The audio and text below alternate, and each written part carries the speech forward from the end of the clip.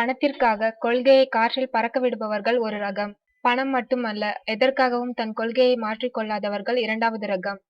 இதில் இயக்குனர் வேலு பிரபாகரன் இரண்டாவது ரகம்.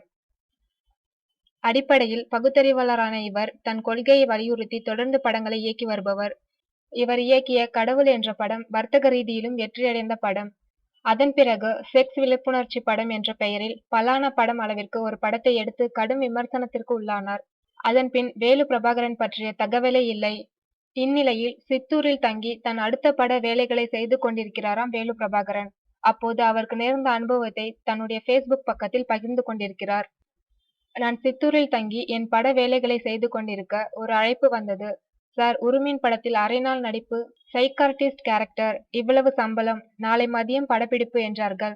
நான் இந்த மாதிரி வாய்ப்புகளை நிறைய தவிர்த்து இருந்தாலும் இப்போது என் பட வேலைக்கு உதவியாக இருக்குமே என்று உடனே சம்மதித்து விடியற்காலை கிளம்பி சென்னை வந்து சன்ஷைன் ஹோட்டலில் அறை எடுத்து விட்டு புது சட்டை எடுக்க படு டிராபிக்கில் காரை ஓட்டி நுங்கம்பாக்கம் காட்டன் வேர்ல்டு சென்று மதியம் 1 மணிக்கெல்லாம் ராமாவரம் லொகேஷன் வந்து சேர்ந்தேன். காலையில் இருந்தே 10 நிமிடங்களுக்கு ஒரு முறை மேனேஜர் கார்த்திக் வந்து விட்டீர்களா, 1 மணிக்கெல்லாம் இருக்க வேண்டும் என்றார். நானும் என் உதவியாளன் ஜீவாவும் வரும் தொகையை எதற்கெல்லாம் செலவு செய்ய வேண்டும் என்று கணக்கு போட்டபடியே வந்து சேர்ந்தோம். பாபி சிம்ஹா, இயக்குனர், அவர் உதவியாளர் எல்லோருக்குமே பெரும் மகிழ்ச்சி. வசனம் தந்தார்கள். எனக்கு அதிர்ச்சி. அதில் ஆன்மா, பேய், மறுஜென்மம் இவற்றை ஆதரித்து பேசுவது போல் எனது கதாபாத்திரம் இருந்தது.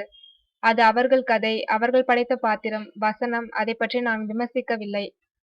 ஆனால் அதை நான் செய்ய முடியாமைக்கு பாபி சிம்ஹா மற்றும் இயக்குனரிடம் வருத்தம் தெரிவித்துவிட்டு வருந்தியபடி இருந்த காசையும் செலவு செய்துவிட்டு ஊர் திரும்பிக் கொண்டிருக்கிறோம் என்று தனது ஃபேஸ்புக்கில் பகிர்ந்து கொண்டுள்ளார் வேலு பிரபாகரன்.